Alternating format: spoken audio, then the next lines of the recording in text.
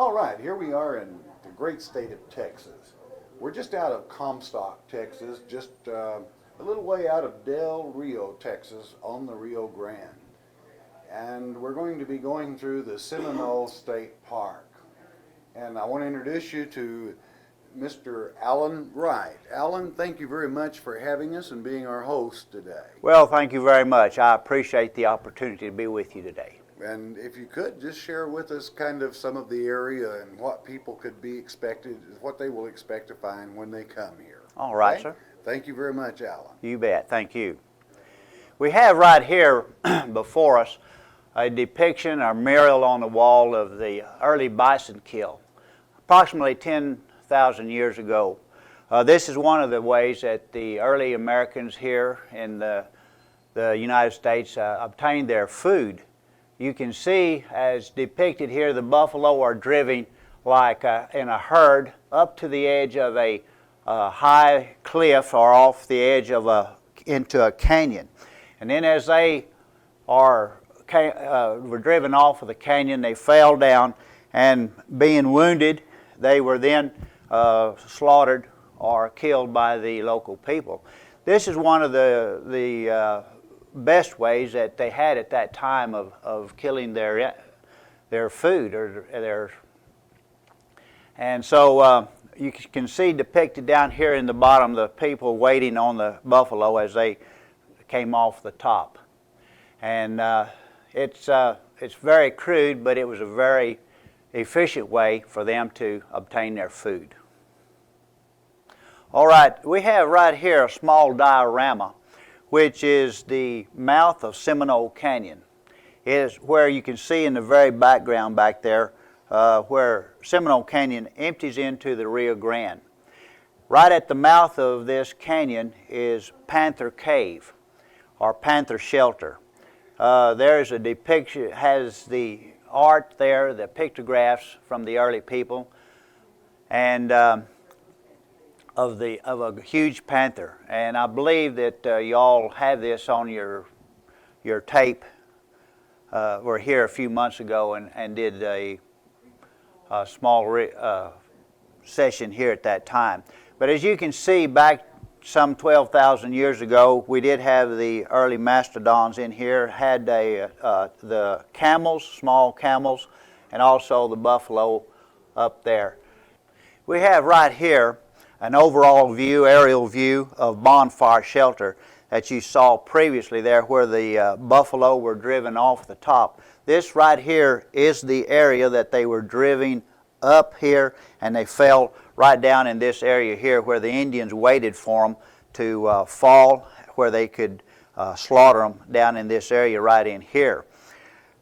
As you can see, the University of Texas came in here in the early 50s and did some digs. This here is a dig where they have dug down through the debris in the cave, and as you can see, there's still quite a few bones of the early bison left in this area right here.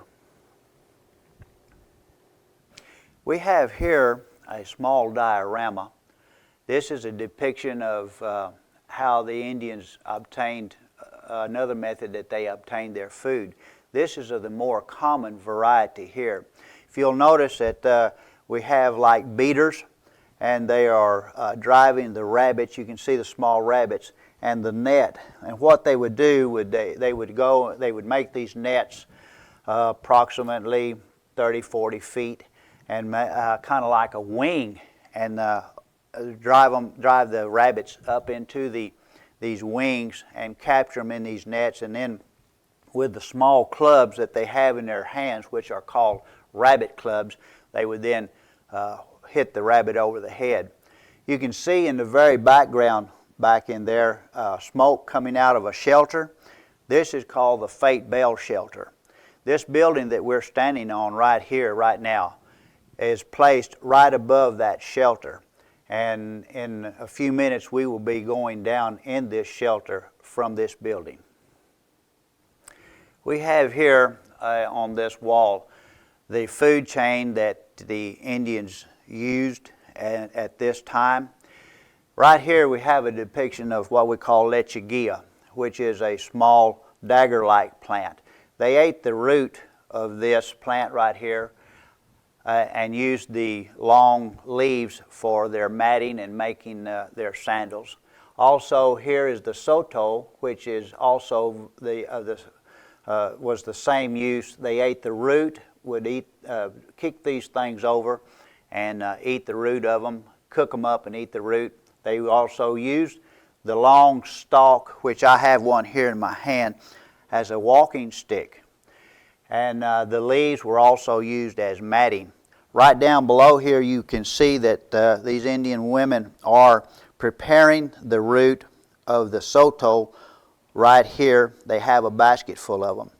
What they would do after they are prepared, they would go to an area where there is a small depression in the ground, as you can see here, line this depression with rock, then build a fire in there, and as the coals grew very intense, they would throw these roots of the soto in here.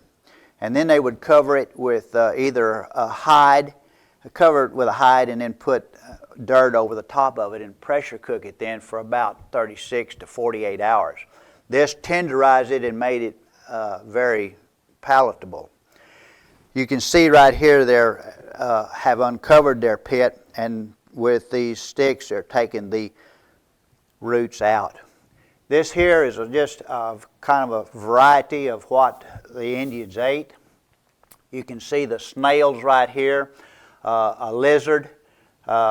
Then they had their greenery here, the pear, prickly pear, and this whole country, they used all of the vegetation that they in the whole country for food.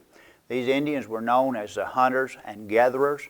They spent probably around 95% of their time looking for their next meal and preparing for their clothes and their sandals, just for existence. We have right here some tools of survival of these Indians. As you can see, we'll start right down here at the bottom. We have some basket material that has been woven out of the soto. Then right up above that, we have a smaller weave, which was probably of a mat maybe. And also on this side, we have the sandals made out of the soto and the lechuguilla. These are actual artifacts that have been taken out of the Fate Bell shelter down here. As you can see on the depictions here, the baskets were some of the baskets were woven with grass and were tight enough to actually even hold water.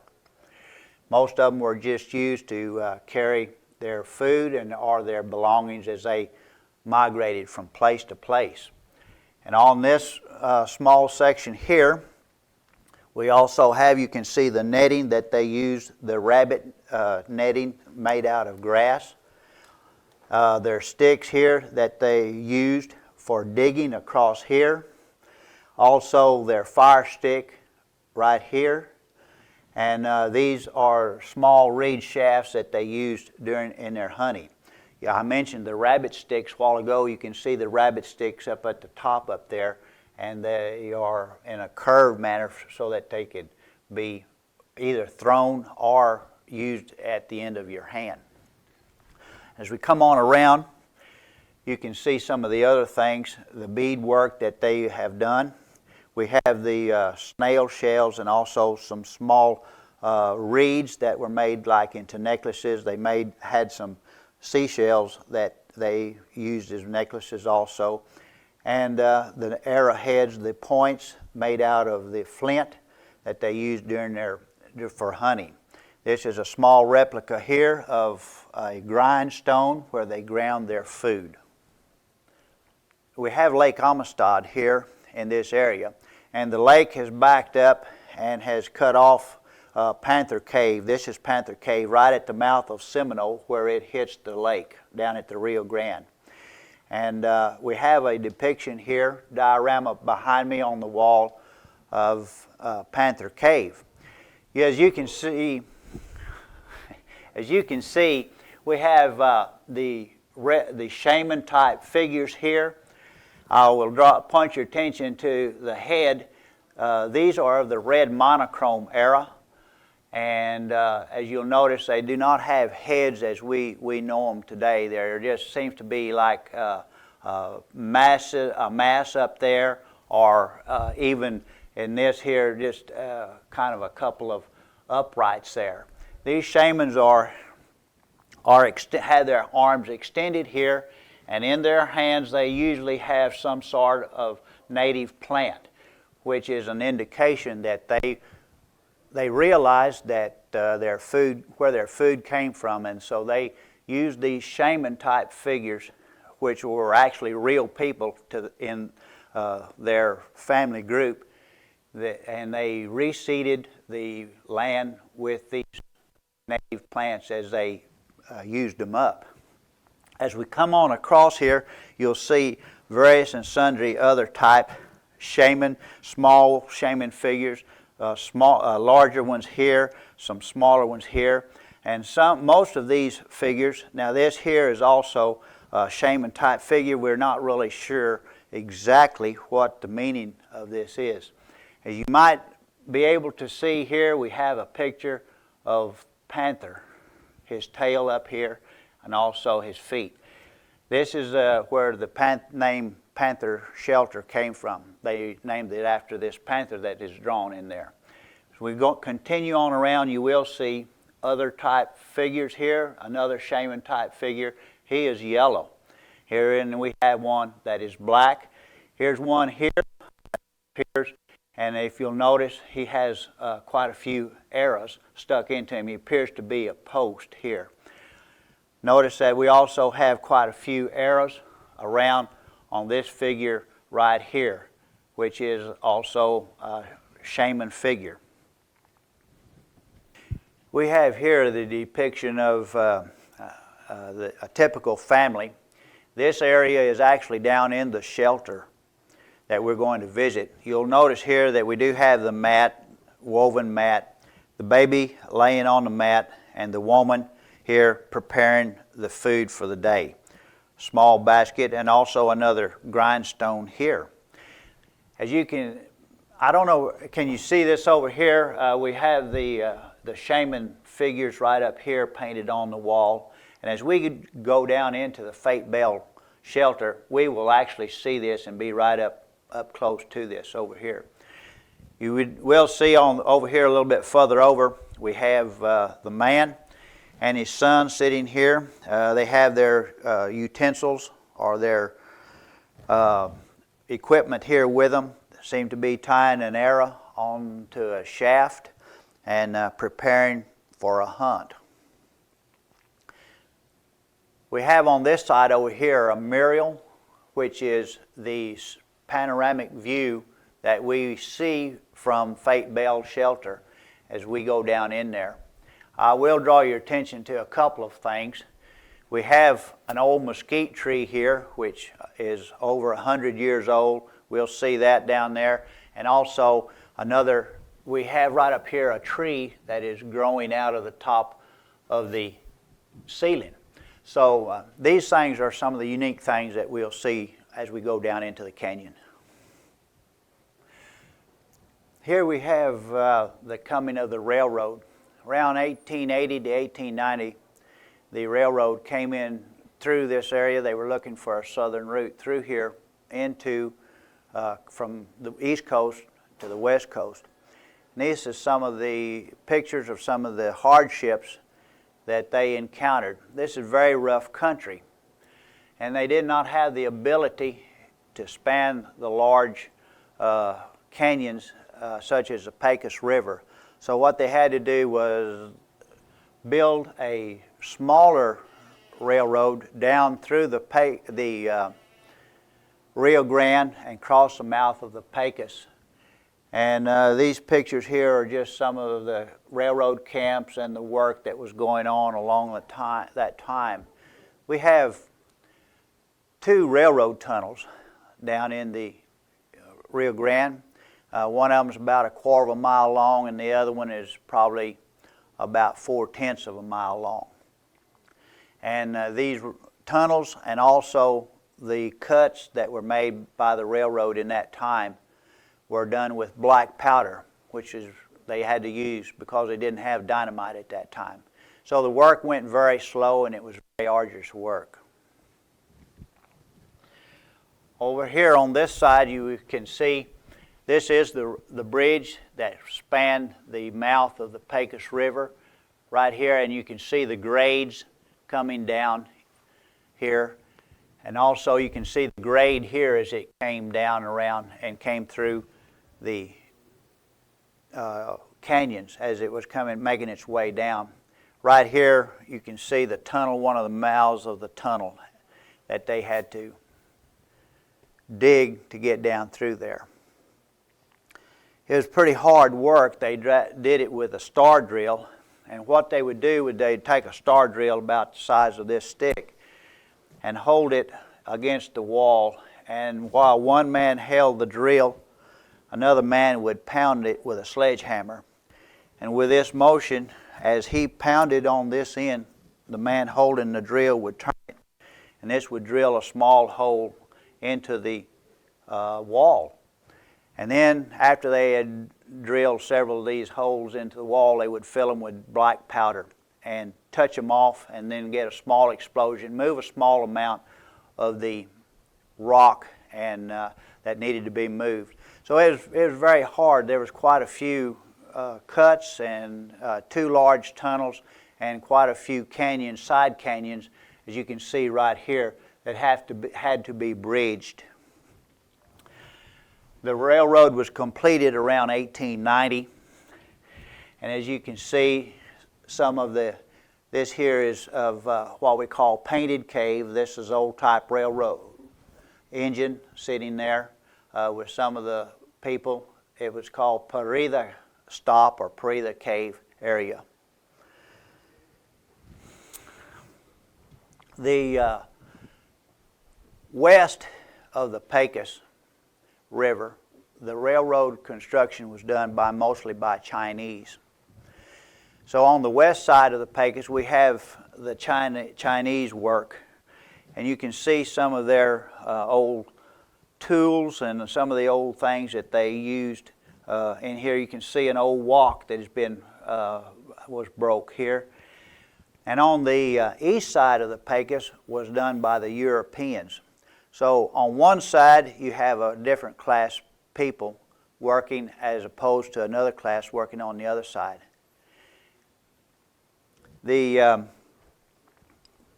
bridge across the Pecos was finally completed, a large bridge, around the 1900. They had the ability then to go ahead, make a large bridge, which is depicted right here. You can see the work, construction, how high the girders were. It's a very extensive type construction, and how they constructed it across here. The new bridge, which is the present bridge that is being used at this time, is depicted right here in this picture. This bridge was constructed around 1940, just prior to World War II. And it cut off about 14 miles of the old railroad, of the 1890 railroad. So it made quite a bit of difference in being able to get stuff through this country from one coast to the other. Along with the coming of the railroad in the 1890s and 1900s came the ranchers. The ranch, as we can see here, we have a few articles that were used during that time. We have a pear burner down here, which was very vital. They used this to burn the pear, which they fed the livestock. We have an old type saddle here, and also we have a pair of chaps, which is very vital in this country because of all of the brush that has stickers on it, and very vital piece of equipment for the local horsemen. Also, you can see up here some of the old ranch hands and some of the depiction of the old windmills and the cattle drives that they had back during that time. We have here a Ramble A ram is a depiction of the sheep that they use in this country. As you'll notice, the wool. These sheep are very proficient at extracting the minerals through the grass, the plants that they have in this area. They did very well in here, so this became sheep and goat country. The cattle had a hard time eating the grass because it was so short. The sheep has a unique mouth. He only has teeth on the bottom, and therefore he is able to reach down and get a small tuft of grass between his bottom teeth and his upper gum and pull, and then he pulls up the grass and he's able to eat it. So as you see right here, wool and mohair became a very vital commodity in this area through here. You can see the number of sheep, the sheep shearers in this area right here, shearing the sheep. And as they took it to market, it was hauled over into the Del Rio area to a warehouse where it was bagged and hauled to this warehouse. Then after shearing, the wool buyers would come through and buy the wool. All right, we're standing here on the observation deck of the Seminole State Park headquarters. As you can see in the extreme distance down there, there is a shelter that the Indians used. This shelter is known only by a number. It's known as Valverde, number 75.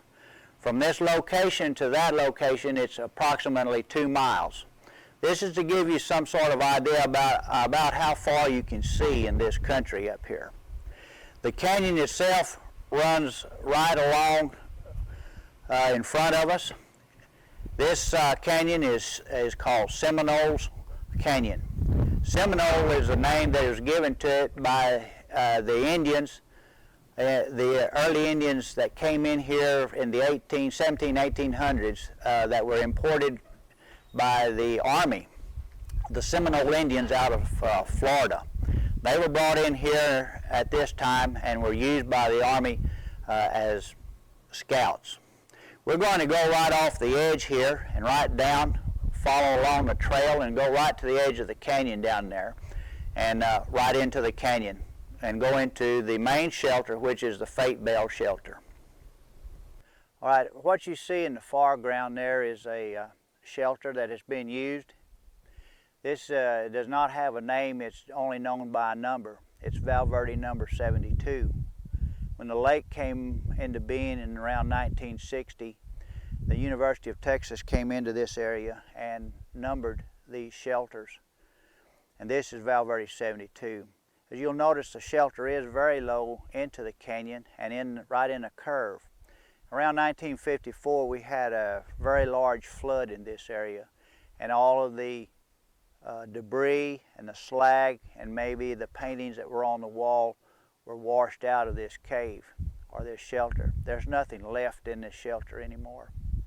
As we come on down the canyon, you will see some water in the canyon. This is the water. It comes from what we call seeps.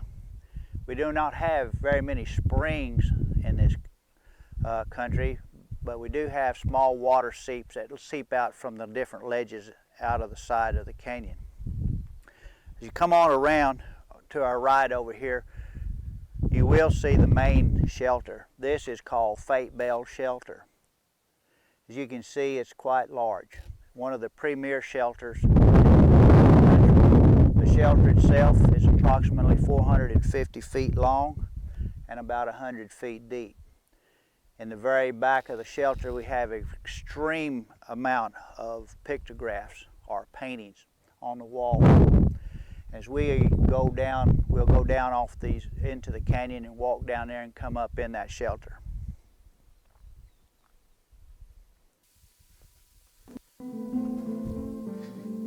Just remember, if you start to fall, just start running fast.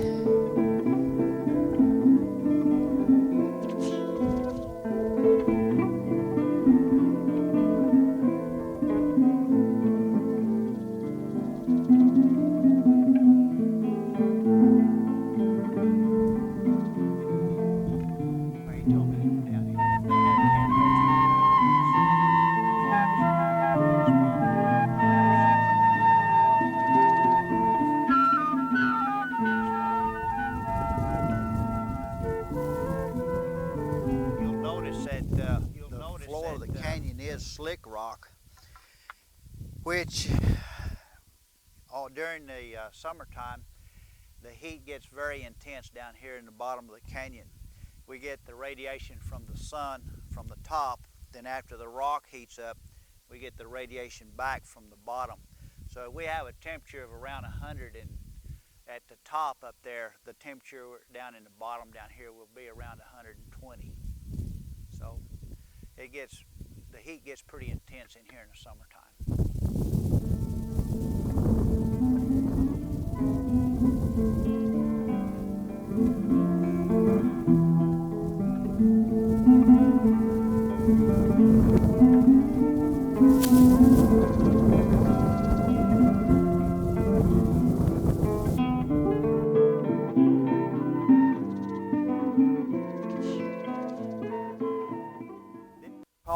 From the water draining down through the limestone. As it drains down through it, then it'll hit a level, and it'll come out to out on the ledge out like that. So we have these little bitty seeps. Now this afternoon they'll all be dry. There won't be any water on them. But during the nighttime they start seeping, and then the heat dries it up in the daytime. We have larger seeps up here. There's a large one up here. From down in this area here, you can see some of the pictographs as they start here on the edge of this wall. This small shelter here is known as the Fate Bell Annex. And you can see some of the paintings there. We have a platform over here on our left, steps up, and we can go right up in there and get up right very close to the paintings. So let's go on up to the platform right up here. All right, we'll start around over here on our right. You see the paintings start up there fairly high on the wall. They have quite a few shaman figures up in there, and also some animal figures. We have some drawings that we're not really sure exactly what they are. We have some lines up there, small shaman figures, and as you come on around, over here you'll see a couple of large, very large type shaman figures kind of on a bow right here. Any of you from the Gulf Coast there, you might recognize these as shrimp, jumbo shrimp, but actually they are actually shaman figures. Right in the center there you will also see the depiction of a pear, what they call a pear shaman. As we come on around, you'll see a shaman up in there. Looks like he has ladder work. His body is a ladder. Notice that his head is nothing more than just a mass sitting on his shoulders. His arms are extended out, and each arm he holds a soap yucca bush. And the soap yucca, like the Soto, played a very vital role in their food chain, and also their supplies that they used for their matting and sandal making and basket weaving. If you'll notice, right around the edge and dripping off of the edge of the soap yuccas are some small dots. These dots are depicted as seeds or seed pods. So we seem to think that this shaman is maybe the shaman of good vegetables and plant reproduction in the area. He's probably shaking these seeds off for them to grow and have future supply of food. Next to him are some small shaman figures, are also cactus shamans. And right kind of slightly up to the left there, you'll see another shaman type figure with just one arm. Right up above him, you'll also see another prickly pear shaman. This shaman is red and black. I will touch just a second on the pigment or the paint. The paint itself is made out of iron oxide, magnesium, and probably more than likely animal fat. It has a very adhering quality, and these shaman figures and paintings that we see in the cave here today are approximately around 2,500 years old. And I mention that to say that don't you wish that the house paint lasted like this. So they used this paint, ground it up and mixed it, and it had a very adhering quality. So we come on around to the center here, you will see right up on the very ceiling what we call the spitting panther. If you'll notice, the legs are extend off a little bit to the left. His tail then curls around over his back, and notice that he seems to be spitting something out of his mouth. Well, also notice that his body is only half colored.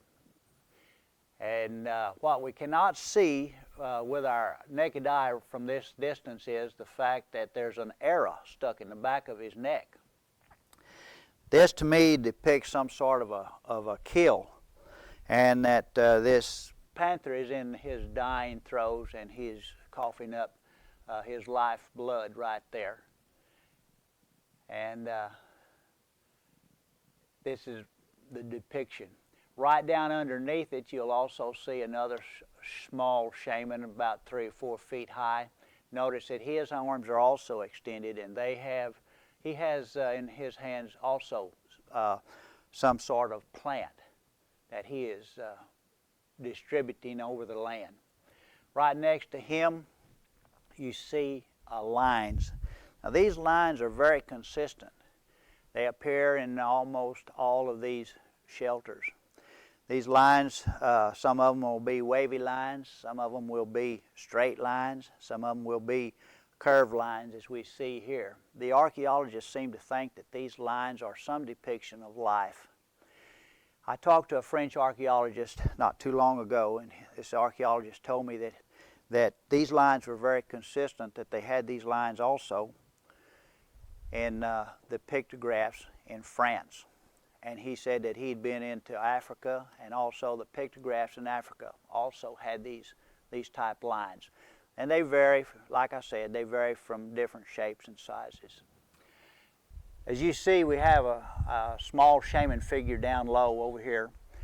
This shaman is of a different variety. If you'll notice, he does have a head, he does have arms and his feet. Also, his body appears to be a shield. This type shaman appear up in the central United States and is of what we call the buffalo hunter type shaman. Now, we don't know what this man is doing in here, but evidently at one time or another probably there were some buffalo hunters from the Great Plains came down through here making some sort of a hunting trip, and they saw these pictures in these caves, so they decided that they'd leave their shaman here to visit. As you notice, we do have some graffiti up on the wall up here. Mr. Linderman and also Mr. Maynard were here in June of 1884. These gentlemen were probably powder monkeys for the railroad. We have 2 different kinds of handprints put up on the walls. These here are called positive handprints. This is where they dip their hand in the paint, then place their hand against the wall. These are very unique here because they not only dipped their hand in the paint, they then took a stick and drew lines through the paint on their hand and put their hands up on the wall, giving it the skeleton effect. The other kind of handprints that we have are called negative handprints, and they are where they placed their hand against the wall, and either through their mouth or through a hollow tube of some sort, they blew the paint against the wall, giving the outline of their hand. Look like horseshoes, are you talking about? Yeah, that's they're painted on there. They call them horseshoes, but actually we don't really know what they are. They have some sort of meaning. You know, there's no link between the Indians of this time and the people that came in during the migration, you know, starting in the 1600s. They were all gone, died out by then.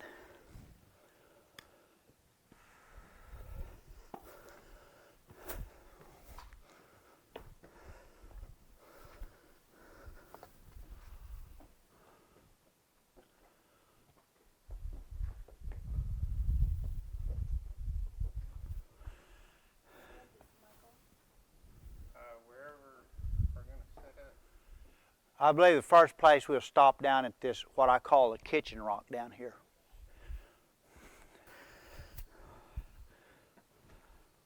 Right in there, we have what we call our 10 little Indians. There's 10 stick figures right in there, all of them standing there holding hands. We all heard of the 10 little Indians? There they are. There they are.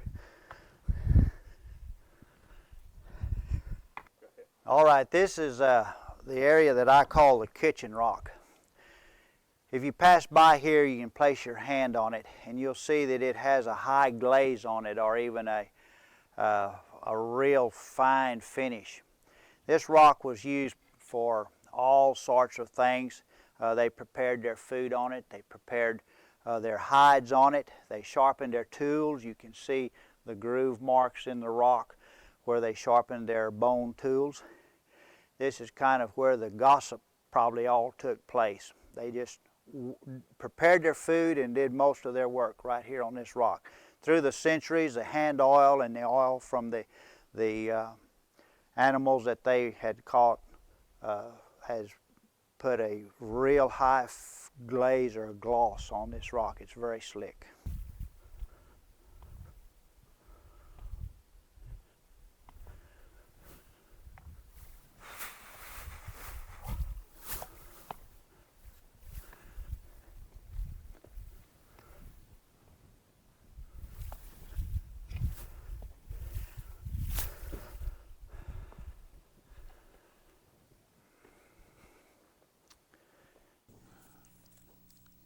You know, the most beautiful thing that we find on documentaries is to find the ancient writings.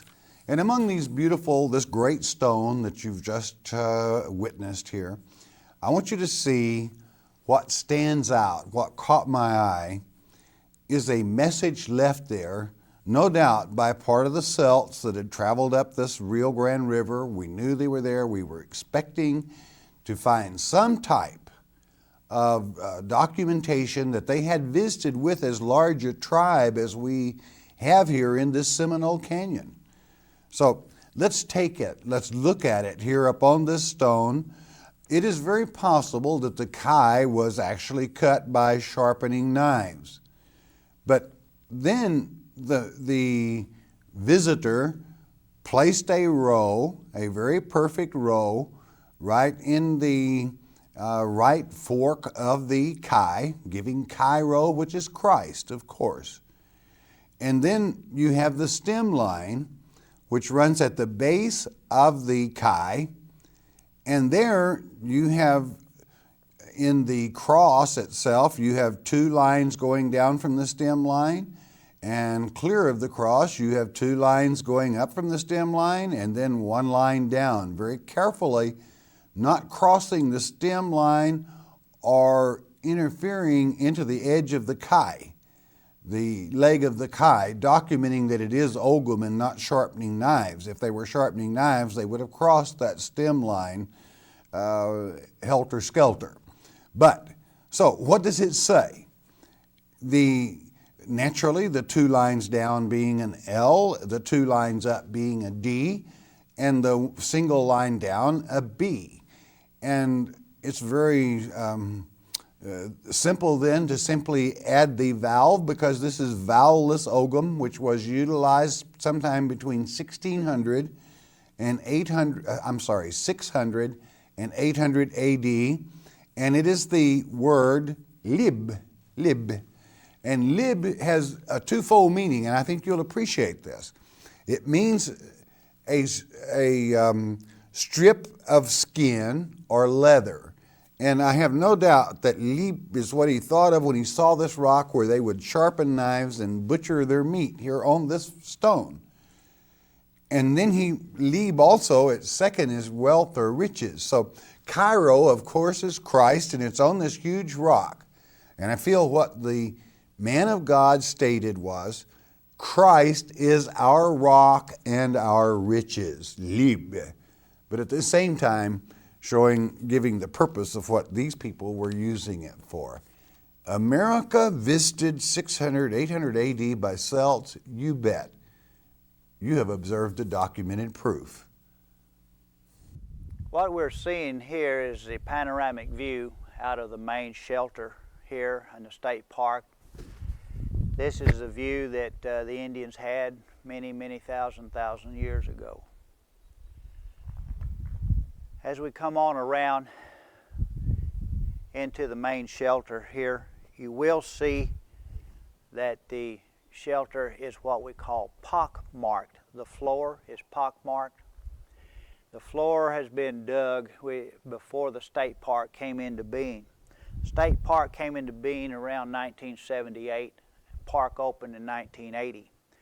And all of these pits that were dug in here were dug prior to that time.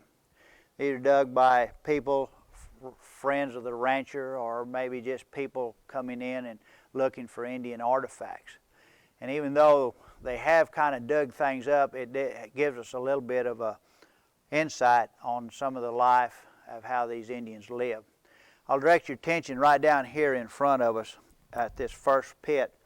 You'll see that there's quite a bit of debris, matting in this area.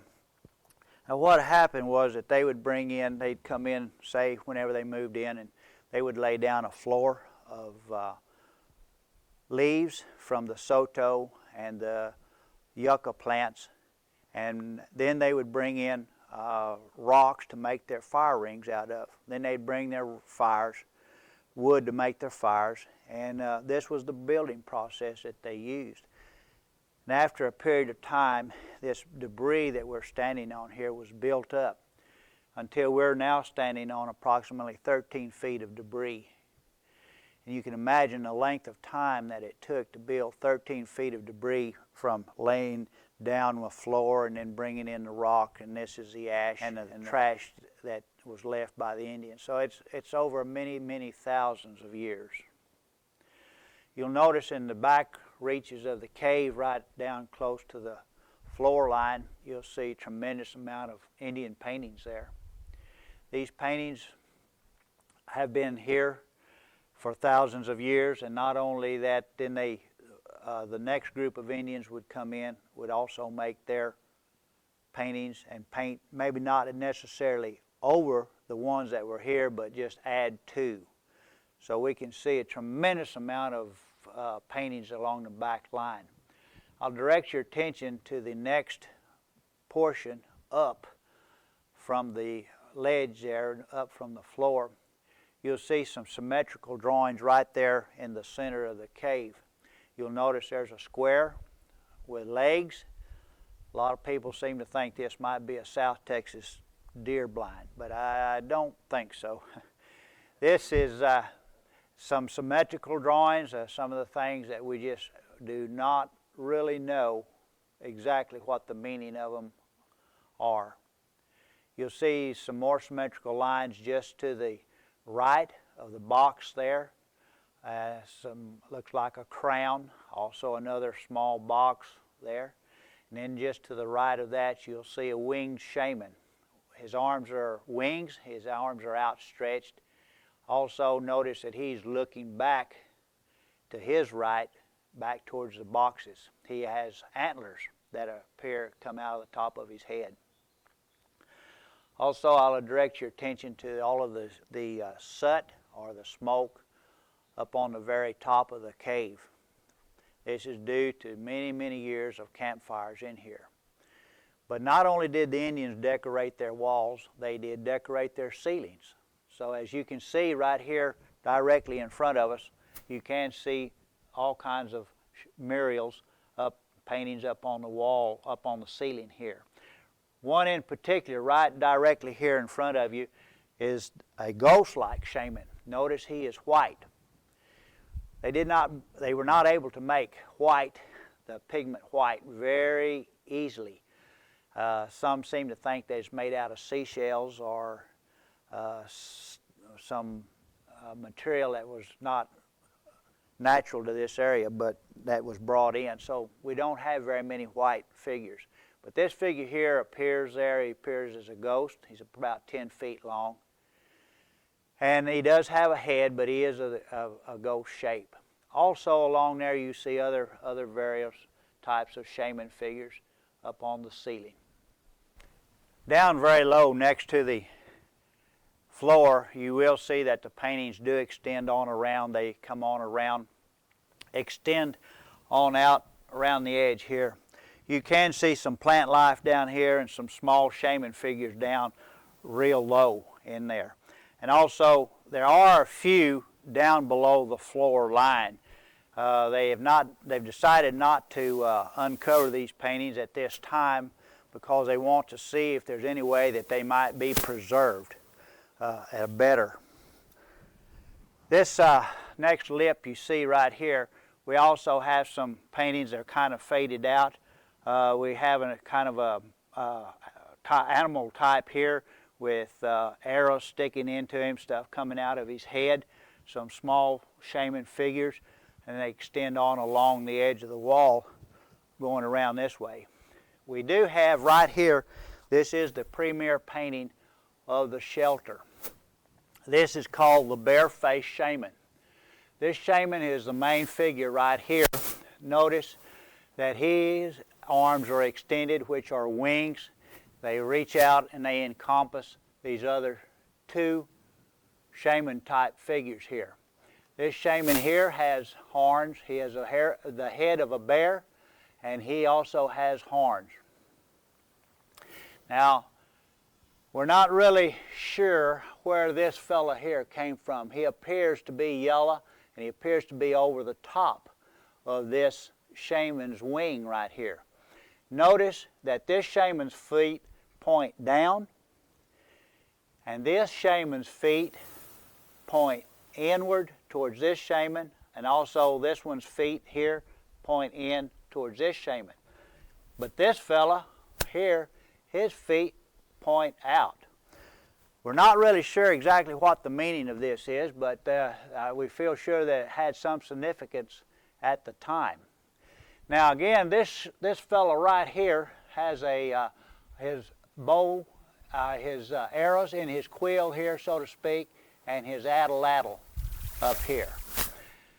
I mentioned before the lines in the cave. If you'll notice, we do have a line that starts right here. It is red and yellow, and it goes around on out and fades on out. We don't know exactly how far it does go, but it goes on out quite a ways. Very consistent, these lines in these paintings here.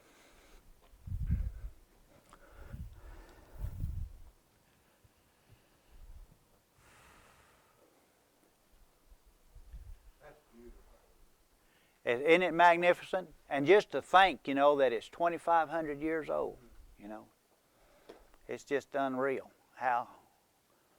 So much detail in it. It is. Notice the shades, the black, the main is black, part is black, and then we have the tan up on top with the red at the bottom, and how it's all shaded and faded in together, shaded together. It's just. And we have a line right here that runs through the painting up to the top with it's broke up at the top. Also, this one here runs up to the top and is broke over, They're just not really sure what the meaning of these things are.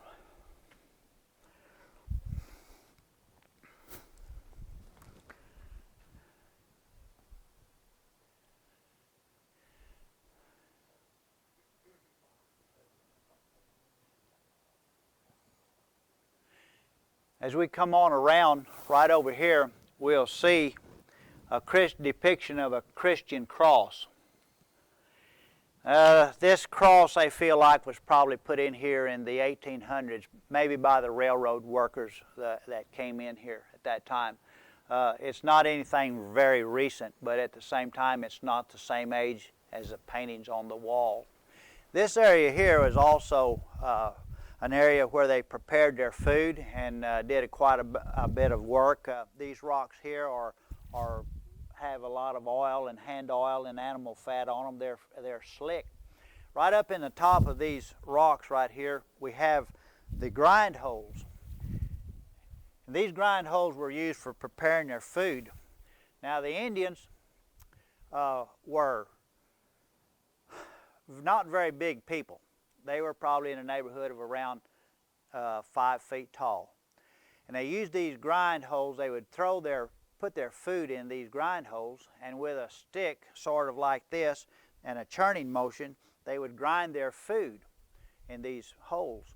Well, as they ground their food, they also ground the end of the stick off, and the dust from the rock and the grit from the rock was also mixed into their food. So as they ate this food, usually by the age of around 25 or 30 years old, their teeth had been ground off almost even with their gums. And an Indian's life expectancy at about that time was somewhere around 35 to 40 years of age. So their longevity was not very great, due to the process they used to fix their food. Also, there is a possibility that through the ages, the droughts that we have in this country from time to time, it helped with their demise, and there's just not a link between them and present-day man. So that is one of the mysteries that we have in this area. I will draw your attention to the old mesquite tree we have down here on the end. You can see the gnarly root system there. This tree is over 100 years old. And even though this tree's been here for over a century, it still has not been here very long compared to the time that the Indians were here and that these paintings were left on the wall. One other item that I will point out, we do have our tree growing out of the ceiling right up here, and the view that you see here, which is depicted up in the headquarters building there in the large diorama.